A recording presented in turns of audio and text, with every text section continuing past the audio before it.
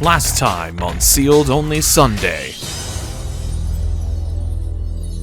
I was given the item Card Market. Card Market allows us to increase the sell value of 3 cards in an episode to 100% of their base value. You know what? Let's go for broke here. We're going to first of all enact the pact and actually go for Dual Overlord. I'm going to go ahead and I am selling Predaplant Verte Anaconda, Red Ice Dark Dragoon, and Axis Code Talker using Card Market's item to sell them for 100% of their price.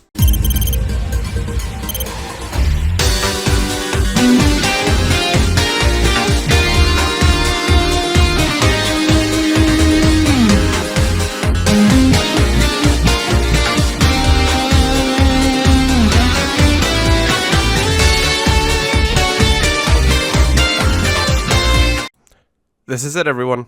This is the day where everything for the future of this series is decided. We have one shot. Let's make sure we use it. Our budget is absolutely stacked. There's no denying this. We will never be holding more money than we are today. I may not sound excited because I have yet to have my coffee, but oh damn, everything comes down to this. I know for a fact that the patrons have seen what's coming. They know. And they've activated their powers once again. Danish Krish has once again given us an item. I don't know what's up with him and items, but we've been given Stonks. Stonks, as an item, increases our weekly budget by a certain amount. It is 50 in integrals up to 500. We did a spin, and when I use this piece of Stonks, my weekly budget will increase by 350. I have yet to decide if I want to use this yet because it will not count for this week, so we'll see. On the other hand, Zooey has activated his patron pact once again, and he's given us a patron pack of Realm of Light structure decks. That is foreboding. But it's exciting! Last episode, we of course sold off some of our most expensive cards to try and go absolutely ham on today's episode, picking up whatever it is that we can find in the shop that seems to be of use. We want to have a finished deck core by the end of today. What deck core that is? Apparently Lightsorn? If Zooey is up to decide, I don't know.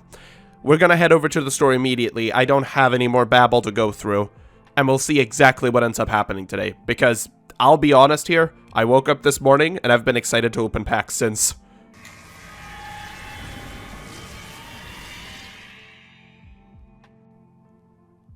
Okay, when Zooey redeemed the Realm of Light structure deck, I expected him to just want to give me one Raiden, because Raiden is a very good card for the strategy that was, you know, what we're going for.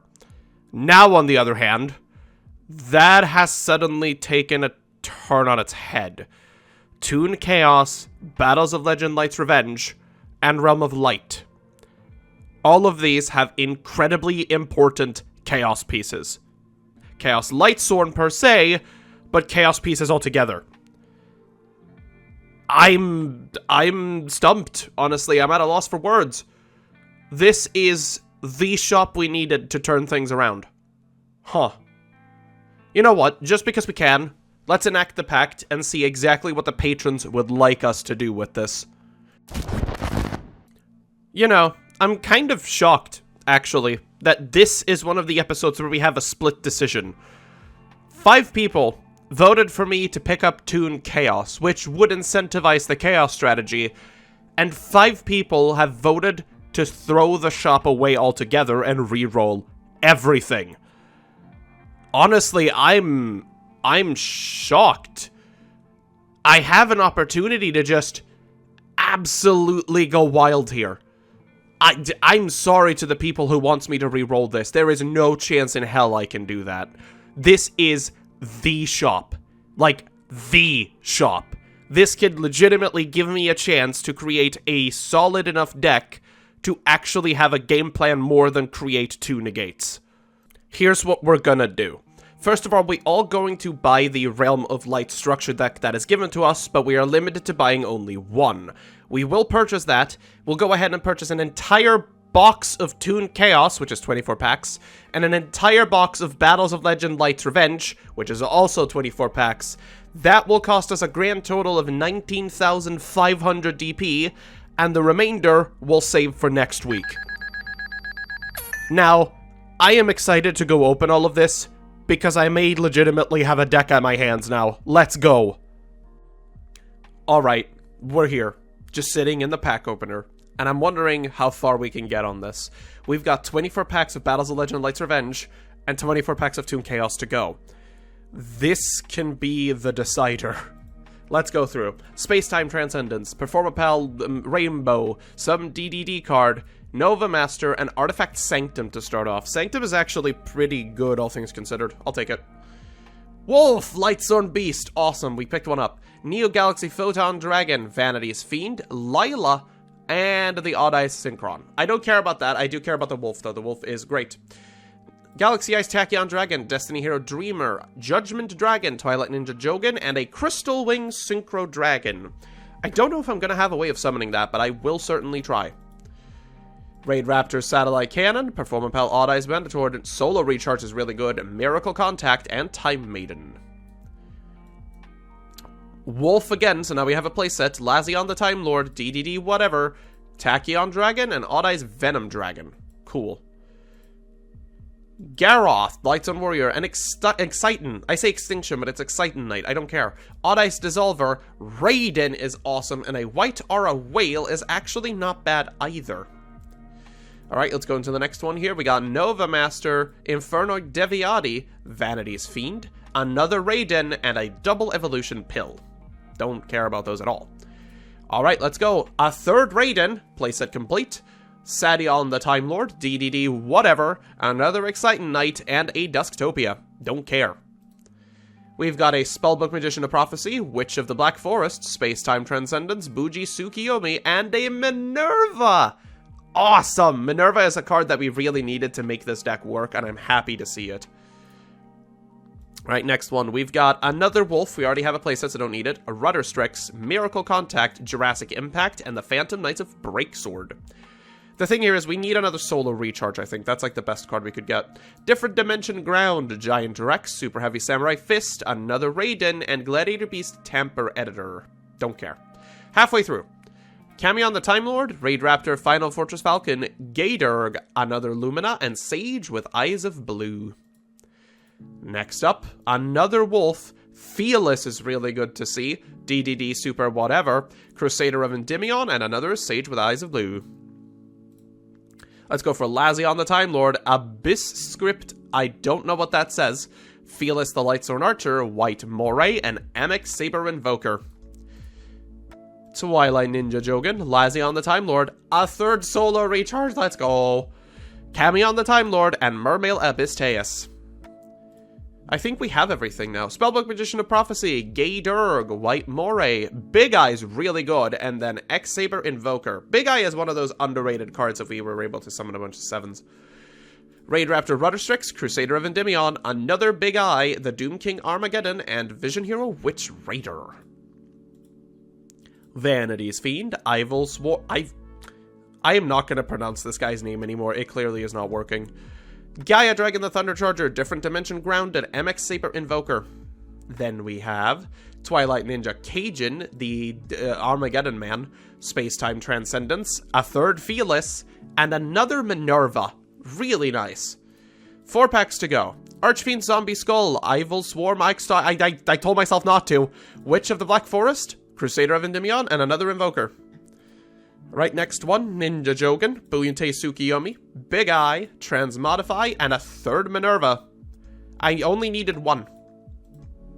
We got Sadion the Time Lord, Different Dimension Grounds, Garroth the Lightsworn Warrior, Odd Eyes Lancer Dragon, and Performapal Go Go Go Synchron.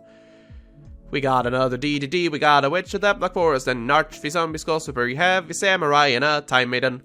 And now for the final pack of Light's Revenge, hopefully for the only time I have to open this.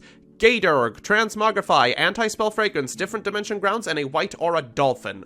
To be honest, we got every single Lightsworn from that pack that we really wanted to have.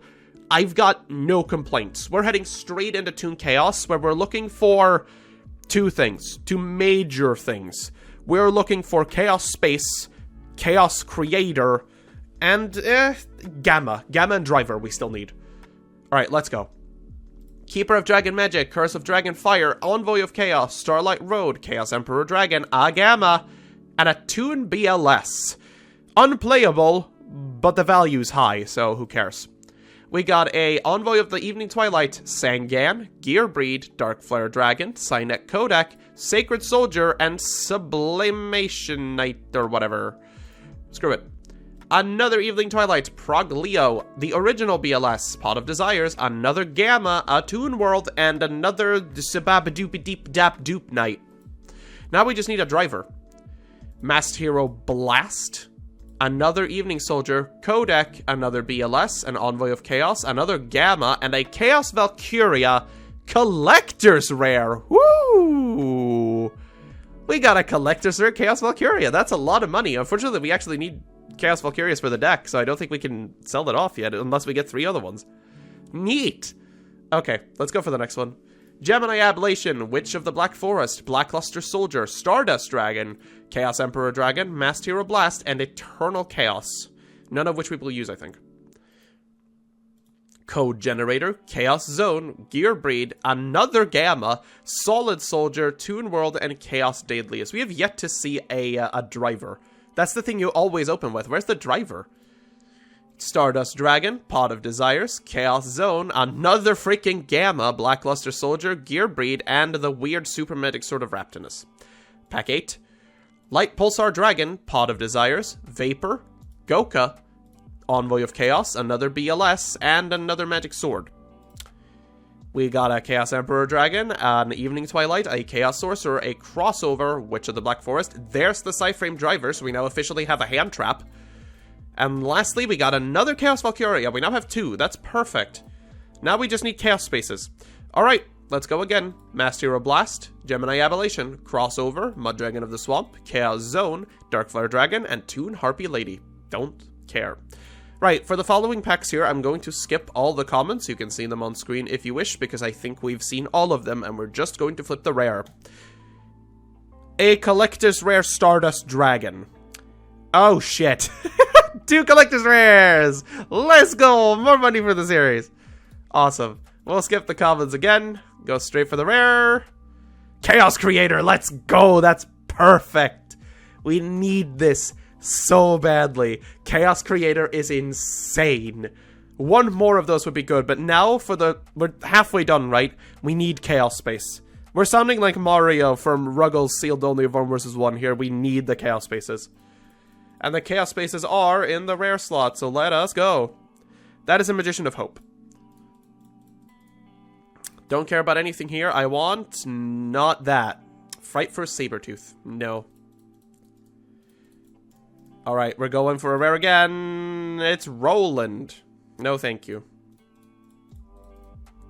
Come on. Toon Blackluster Soldier again. Dang. Okay, well, here we go again. Another Magic Sword. Come on, I really need Chaos Spaces here. Please. Microcoder is interesting, but not right now. Chaos Space. Boosting Gossip Shadow is actually okay. I'll take that. 4 more chances for a Chaos Space. Thank you! A Collector's Rare Chaos Space, even. I don't care. That will never be sold. We're using that. 1 Chaos Space down. Thank God. Now, if you could be a kind sir to me, give me another one. Immortal Phoenix Gearfeed. It's kind of cool. Alright, let's go for another one. Nope, that's a Toon Harpy Lady. Unfortunate. Come on. 1 more Chaos Space will really seal the deal on this. Valkyrie Sigrun. Alright, we got 1 pack remaining here. Please, 1? No. Another Toon BLS. That's unfortunate. But honestly, this opening is massive. I think we got just about everything that we need to get started on an actual Chaos package, and that's saying something. I'm really excited for this. Like, tremendously. We're saving all of this. I'm going to go build a deck. I'll see you all in a bit. Oh, come on. Did you seriously think I wasn't going to pick up a challenge for this episode? We've got 12k in the bank. We've got nothing to lose. The challenges on display today are interesting, to say the least. Luck of the Draw probably being the easiest here because we completely change up our deck this episode. Shocking spoiler, I know. But that's probably the most doable one, and a star chip could actually be really useful for us. Battle for Everyone's Souls is also another one that I think I can clutch out fairly easily, but DP is not necessarily useful right now. And then Nimsident. I don't exactly know if people play a lot of stealing necessarily. I mean, I know Osley does, aka Mothman, but I don't think it's worth taking that. You know what, we're just gonna take Luck of the Draw, because I think I can very easily achieve that this episode, considering we'd only need to use 3 cards in a duel, essentially. Alright, with that out of the way, let's head over to the deck build, oh boy. Lo and behold, you Dragon Link haters! Dragon Link is gone! Kind of. While I haven't gone ahead and removed literally all of them, because that would be kind of silly, we have spun the deck in a completely different directions now that we have access to something that's a bit more fun. Welcome to Chaos Town. Population, yours truly. Now, we are playing a 45 card deck this week simply because I wanted to include at least one hand trap, and I couldn't bring myself to remove anything else as it's all kind of needed in a way. Regardless, let's very quickly go over the new and improved Sealed Only Season 2 deck. Surprisingly, or unsurprisingly, depending on who you are, I suppose, we actually managed to pick ourselves up nearly an entire Lightsworn core with basically everything we could want. Charge of the Light Brigade, unfortunately, is a card that is incredibly hard for us to pick up going forward, so we may just be stuck with one. We would have wanted more Chaos Spaces, but them's the breaks. We are playing our Chaos Dragon, the Vioneer, and 2 Judgment Dragons as our endgame finishers. Chaos Dragon the Vioneer, of course, doing a bunch of effects, both summoning from the graveyard, destroying cards, and ripping cards of our opponent's hand. Judgment Dragon being able to completely clear the field by having a bunch of Lightsworns in the graveyard. Chaos Creator is an incredibly interesting card as it lets us special summon anything from the Banished as long as there are 3 or more monsters there already. It's one of my favorite cards, actually. It's really good. Then we're playing the Absolouter Dragon because we do still have a small rocket package in the deck for a reason I'll explain in a moment. We're playing 2 Chaos Valkyria to act as extenders because they are very versatile, being able to use either light or dark in order to special summon themselves. 2 Felicis because they are, again, extenders. 1 Gareth and 1 Lila, basically as Lightsworn names, but Lila's effect can come in handy sometimes. We have 1 Magna Rocket Dragon and 3 Dragon? No. Rocket Tracer. I was about to say Dragon Tracer. Rocket Tracer. The reason we're still playing Rocket Tracer is the fact that it, by itself, is a 1-card Borreload Savage Dragon. That in and of itself is actually really handy, but a lot of the cards that we could draw into now, specifically Felis and Wolf, are discard fodder. We don't need them for anything, which means we now have a card to use for our Quad Boral Dragon, meaning we don't necessarily sacrifice a card anymore in order to make something happen with our Borreload Savage Dragon, aka giving it 2 negates instead of 1. It's actually really handy to do, all things considered. Not that we'd want to draw them anyway, of course. Then, of course, we're playing 3 of the main man himself, Raiden, which is the Lightsworn we will most likely search every time we have the option to, because with him we can mill 2 more cards and then 2 more cards during our end step. Generally speaking, it's pretty good. Then we're playing the 1 Silver Rocket Dragon again as accompanying to the Rocket Tracer package because Rocket Tracer does need something to search, so we're playing both Silver Rocket and Magna Rocket in case we draw into one. We're then playing 1 Starleech Seaford again, and the reason we're playing this is not because it's a dragon, but because of its secondary effect, because in this deck, that actually gets really important. If Seaford is in the graveyard, we can banish it in order to bring back 1 level 8 dragon monster from our graveyard to our hand. Now, if you paid any attention whatsoever, Vioneer and Judgment Dragons are both dragons, meaning in case we do mill them off of the Lightsworn effects, we can actually bring it back somehow. It's actually really, really good. Then, of course, we're playing the 3 Wolf, because Wolf is the main man himself in Lightsworn. You mill him off of any effect, and he special summons himself. Very important. Then we're playing 3 Minerva, mostly as extra names, but Minerva's effect is that you can discard a card in order to bring back any Lightsworn from the graveyard that's level 4 or below, which might come in useful. Actually, no, that's not Minerva, that's Lumina.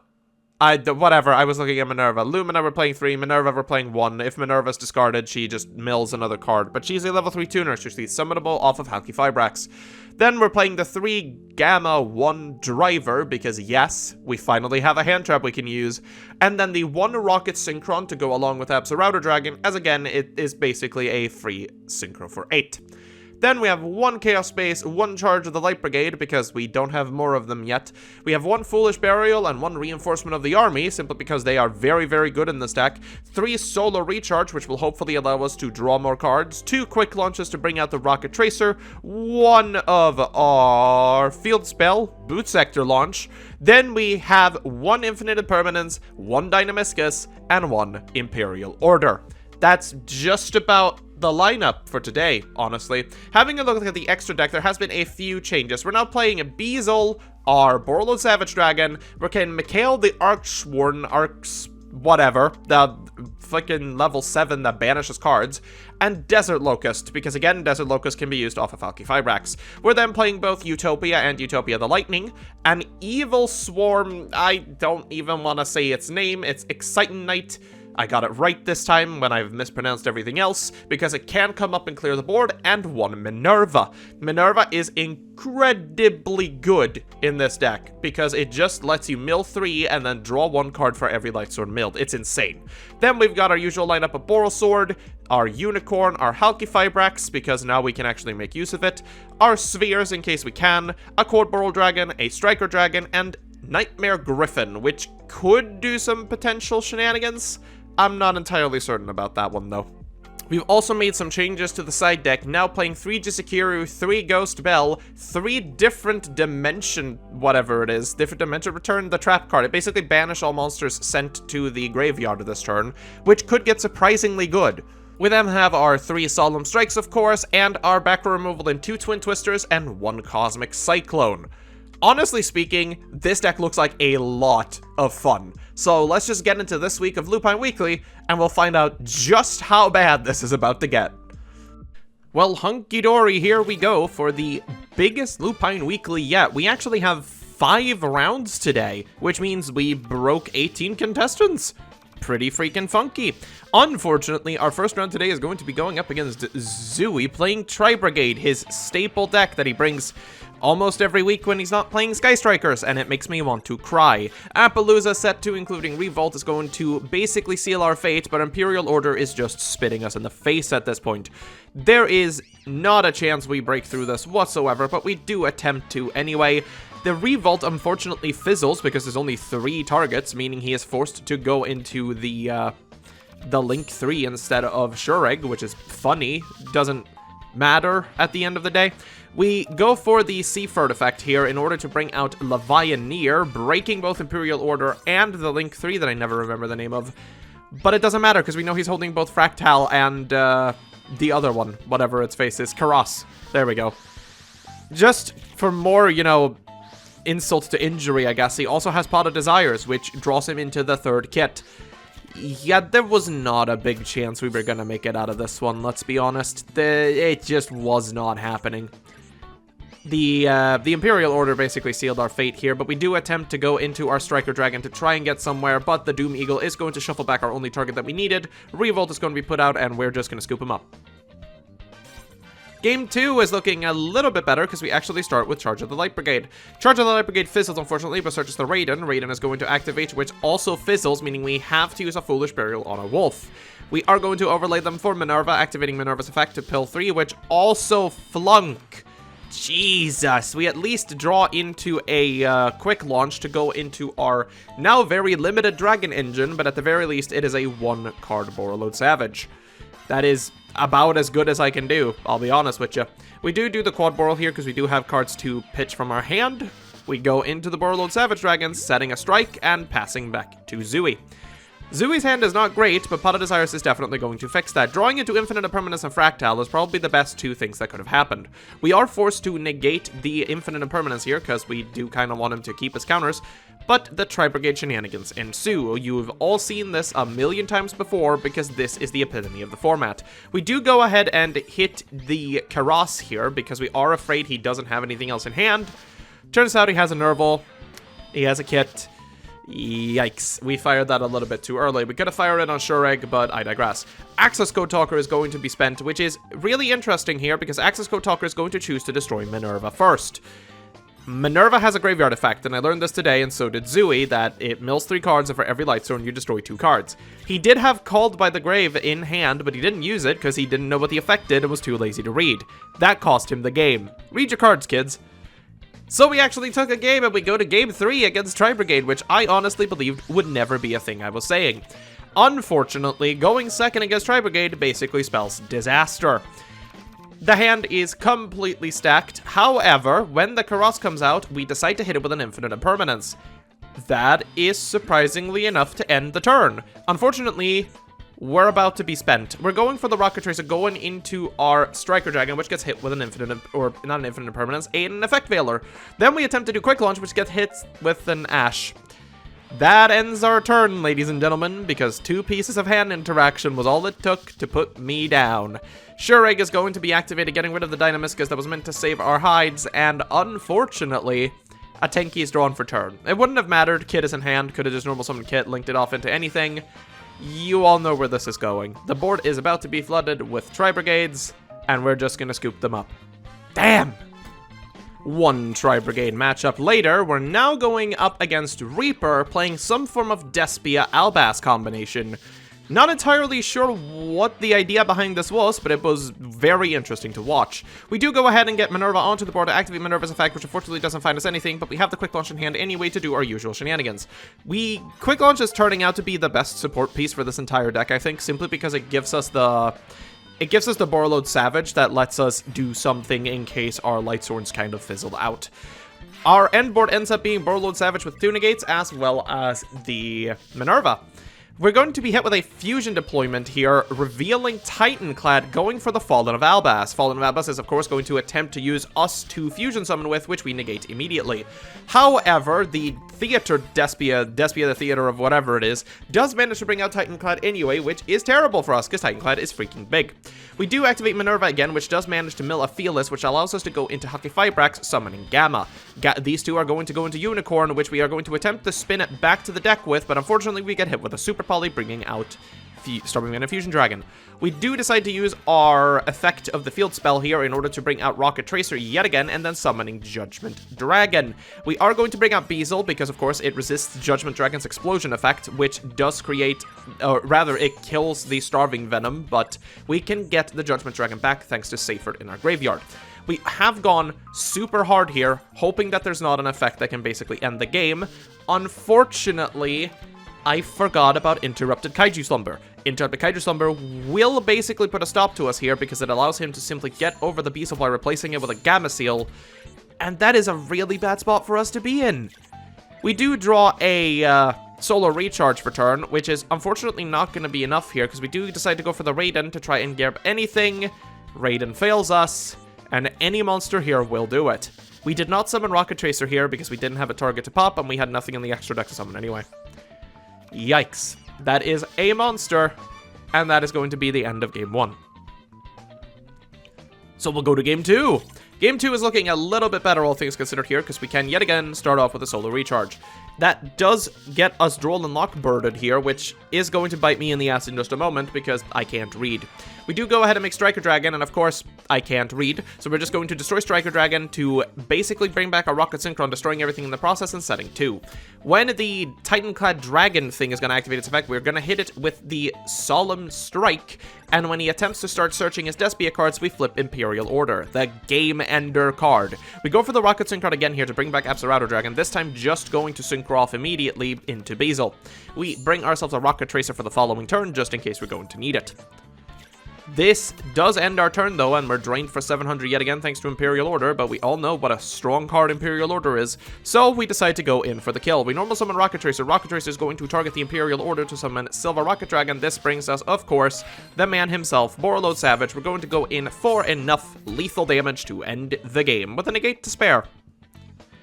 Alright, final game it is then. We are forced to going second this time, and he's going to activate a Gold Sarcophagus, bringing out the Despia Seed thing that allows him to search any Despia card. When he attempts to activate it, we do meet it with a Gamma, however. For the first time, we have actually hand-trapped someone that had an impact. Unfortunately, or rather fortunately, they're going to be blown up by Interrupted Kaiju Slumber. Interesting.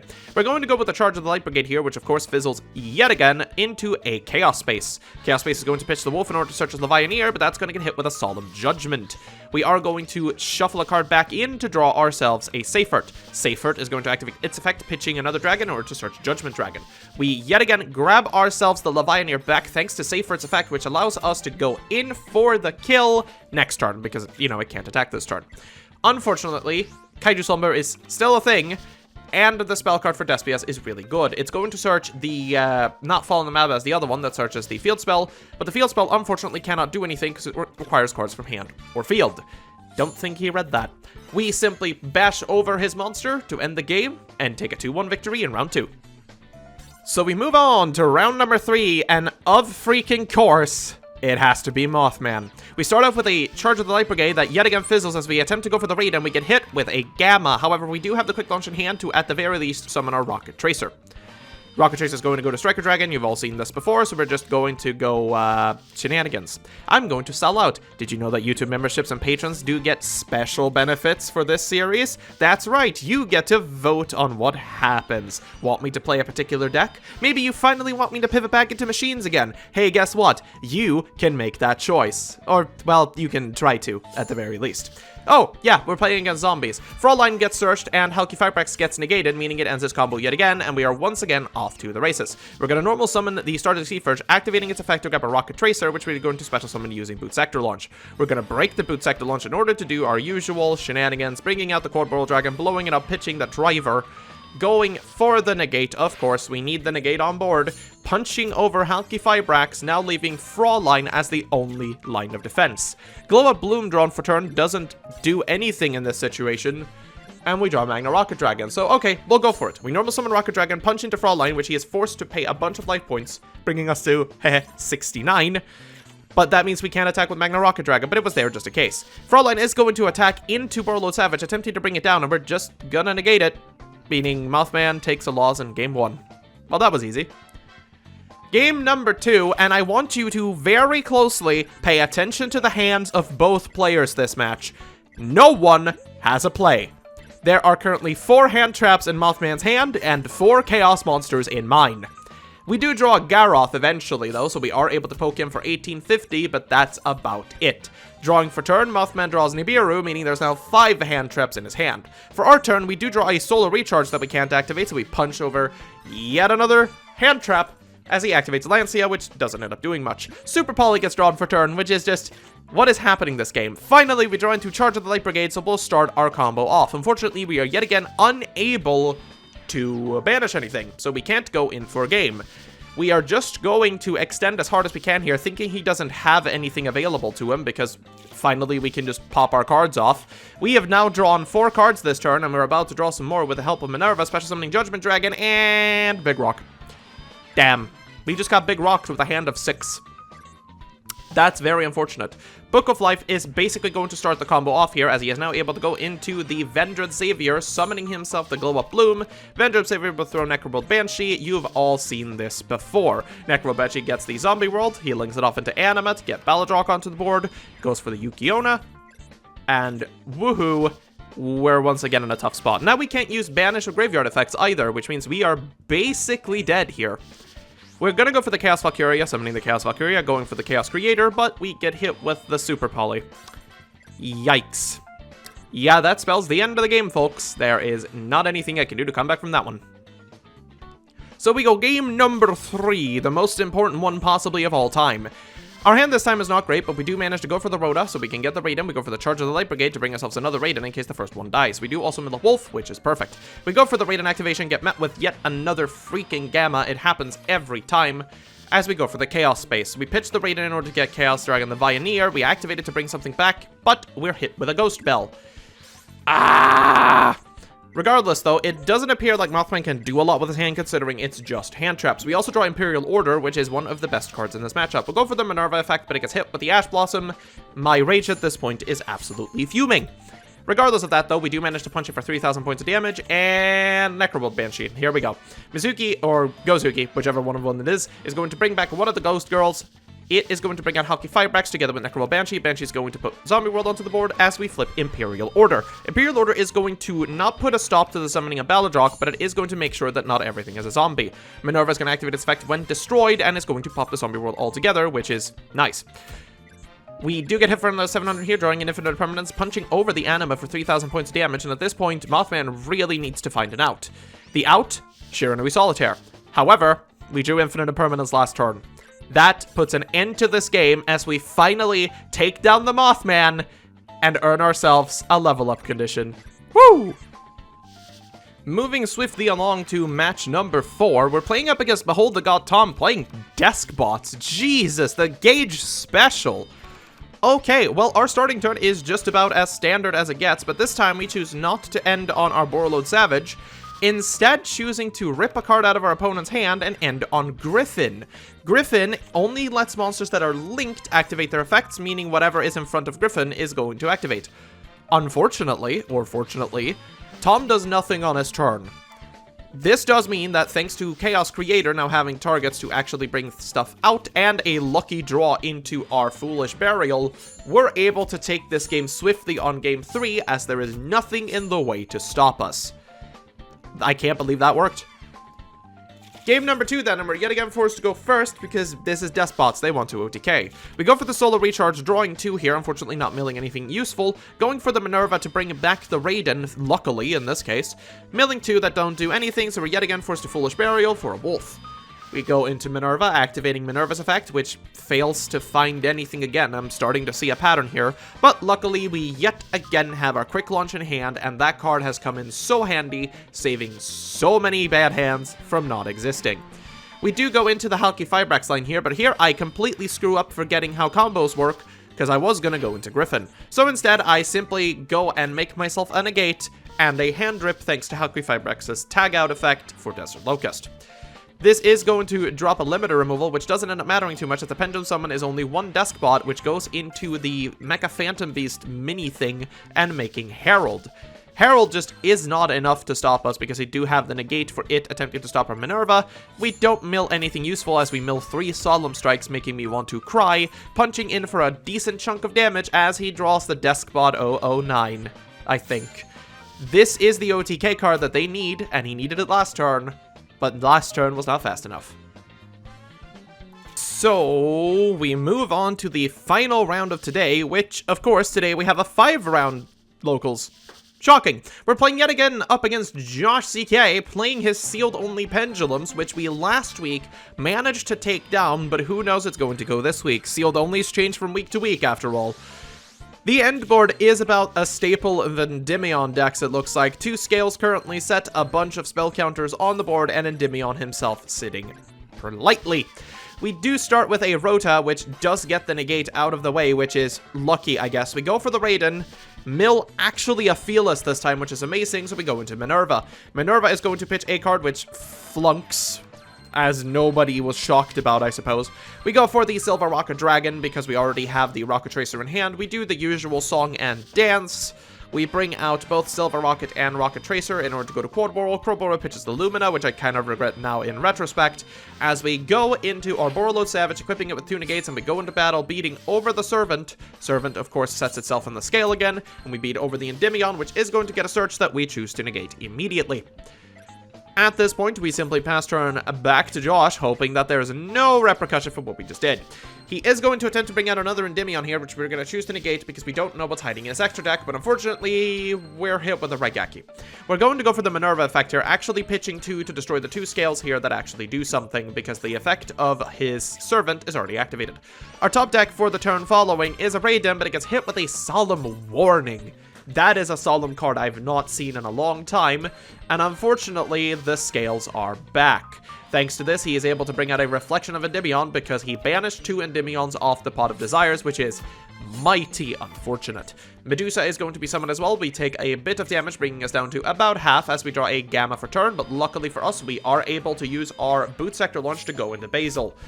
I'm going to call him Basil because someone pointed it out that I'm apparently a chef and not a duelist, and you know what? I kind of like that, actually. We're calling him Basil. I know it's Beazle, but Basil just sounds better. Oh yeah, pendulums. So pendulum stuff is happening on the other side of the board, bringing out the magical Knight Link 2 thingy-mabobber that I never remember the name of, which now has a bazillion counters on it. But unfortunately, that is not enough to get over Basil. Basil is just too big. Medusa is going to reduce the attack of Basil, however, meaning I'm taking a chunk of damage from the attacks, but that means Basil is bigger. Basically a basil plant. He just keeps growing and it never ends. You eat more basil, kids. We do draw a Judgment Dragon for turn, which is basically the best top deck possible, as it allows us to deal a massive chunk of damage and blow up the board at the end of the day. But I forget about Medusa. Medusa can use its effect whenever. Oopsie. We go for the spheres here during the end of the turn because my stupidity knows no bounds. He doesn't draw an out for Basil, and that's game 1. So game number 2, and we are this time forced to go second again. Unfortunately, we don't really have a lot of playables right now, although we did open Rhoda again, which I suppose is kind of nice. The usual song and dance of Pendulum goes down, as you can basically see Blue Boy is going to be summoned for the first time, I think. Going for the knowledge, drawing 2 cards, and getting a Luna. Oh, that's gonna bite us. We do draw Solar Recharge for turn, which is basically the best card we could have done. We attempt to Rhoda, but of course it gets negated yet again as we activate Solar Recharge. We do draw ourselves into the Wolf, which we didn't want to do, but we can pitch it for Chaos Space, thankfully, to bring out Chaos Dragon the Vioneer. Unfortunately, the Vioneer gets hit with an Effect Veiler. We're going to bring out the Rocket Tracer now in response that we're decently sure he doesn't have anything else. Normal summoning the Raiden using Raiden's effect, getting nothing. Going for the Chaos Space, which shows us a Charge of the Light Brigade, which also whiffs. We do go into the Striker Dragon here, going for the Boot Sector launch, doing the usual song and dance as you all know it, going into Crystron Halki Fibrax this time to bring out Minerva, using them to go into Unicorn, which spins back the field spell because we don't want to deal with more counters. We're going to go ahead and break our own field spell, going into the Borreload Savage as we normally do, now equipping it with the Halki Fibrax because that's a thing we can do. The search is going to be attempted yet again, but we are going to hit it with a negate, making sure he can't search the... I believe it's Spellbook of Power, or the other one. Regardless, though, the scales are going to come down, and we get hit with yet another Dark Ruler. Dark Ruler No More is such a good card against us, and it is about to absolutely end our game with Spell Power Mastery, as that gives him enough spell counters on board to bring out yet another Endymion. Also, Luna. Luna is the biggest issue we have to deal with here because we do not have an extra copy of our Borreload Savage in the extra deck, meaning he can just spin it back, and now he's powerful enough to deal with anything on the board, as well as having a negate. He also special summons the entire field of pendulums, and that's game 2, folks. Game number 3, then, to decide whether or not we completely ace this week, not counting Zooey. Because Tri-Brigade. We do go for the Lumina play here, normal summoning the Raiden that we pitched in order to get into Halki Fibrax. Halki Fibrax searching Rocket Synchron, which goes into Striker Dragon. Striker Dragon's effect to pop itself to bring back the Rocket Tracer that we also milled, so we can go into our Boot Sector launch, activating it to special summon our Rocket Tracer. Rocket Tracer can get rid of the Boot Sector launch in order to get into our friend. And that's going to be our turn. Unfortunately... yeah, it happened again. Dark Ruler No More basically deletes all of our negates, as well as not being able to rip a card from his hand, and Spell Power Mastery with Servant yet again. Also, Magical Abductor is there as well, so he has the Pendulum combo, bringing out your boy once again, and he isn't really able to capitalize on it too much, but that does mean our Halki Fibrax has to be banished for nothing. Unfortunately, we do draw into a Chaos Valkyria, which is a really good card here, so we can normal summon Minerva and make Mikkel the Arch Lightsworn. We do banish the Magical Abductor in the scale here, because that is the most dangerous out of everything. He does draw a spell card using Endymion, and he draws into Raigeki. We do break the Servant again, and we do not let it rescale, because that could be horrible. We are met with the Raigeki here, which is going to activate Mikkel's effect to shuffle 4 Lightsworns back into the deck to gain 1200 life points, which is basically irrelevant. We take 1500 damage out the bat here, thanks to the high skill, whatever the name of it is, as we draw Vioneer for turn, which is again the best card we could have possibly drawn, but we get hit with another Solemn Warning. Yikes. We do manage to banish a Chaos Valkyria from this, though, meaning we can at least dump Seyfert into the graveyard. Spell Power Mastery is going to put yet another counter onto it, which is going to put another one when it deals combat damage, and now he can special summon anything he could put a spell counter on, which he's going to do as we activate Seyfert. However, we have an Infinite Impermanence set, so we don't have to worry about it. Seyfert is going to bring back the Chaos Dragon the Vioneer. The Vioneer, of course, is going to destroy it, which does activate its effect, which is unfortunately nothing we can do about it. We bring out a Rocket Tracer. Then I forget that neither of these cards can attack, so we're just going to blow them up, make ourselves a Beazle in defense position, and sit on that. Now, there is a Dark Ruler in hand there that you can see, so there is clearly an out to this. He also set this all in the morning, so we're just going to go in for the 3k, keeping Lumina in hand here, because we do need another card to pitch for Lumina's effect. Spellbook of Knowledge is going to drop down here, which gives him the Reflection in scale, which is going to allow him to Pendulum Summon back the Endymion.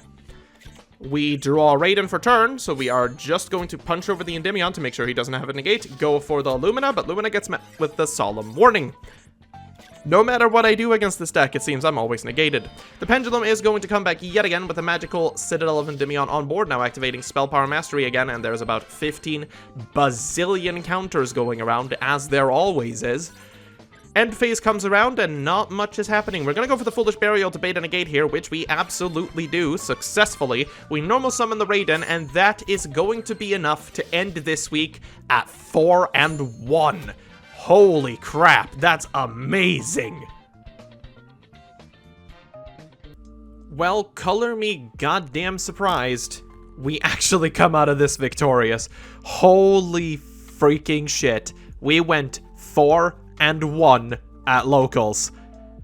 I can't believe it. I mean, there's not even a bye this time. All of the wins were due to our own merit or, you know, horrible misplays by both people. Either way, a 4-1 is a 4-1, which is the best I think we've ever done, except for, like, the first episode where everyone was playing shenanigans. This was amazing! To be fair, this event was also a ton of fun, given the fact that we had a ton of people joining in. So if you would like to join your own locals every week, do consider the Lupine Weekly. We tend to have a lot of fun, and it generally goes very smoothly. Information in the Discord. The links are down below in the description. Do whatever, you know? But let's go over the things that we need to do at the end of the episode this week, because again, the amount of things that we need to do kind of goes up. First of all, let's talk about our favorite part of the day, our rewards. We have a lot of them today. A lot of them. 650 of them to be exact, actually. It's quite ridiculous, but 650 is pretty good considering we went a 5-round. Also, because I didn't mention this just at the end of the duel section, we actually completed the challenge this week in the final duel of the week, which was insanely close. I thought that challenge would have been a lot easier, but as it turns out, a lot of the cards just come from the same set. But I digress. We did it. We get a star chip to our collection. Wonderful. On top of that, our level criteria has changed because we have, in fact, finally, after 15 episodes almost, defeated Mothman, meaning we claim ourselves yet another star chip for the collection, and we are one step closer to reaching level 3. Now we just need to complete 3 more challenges, and we should be just about done with it.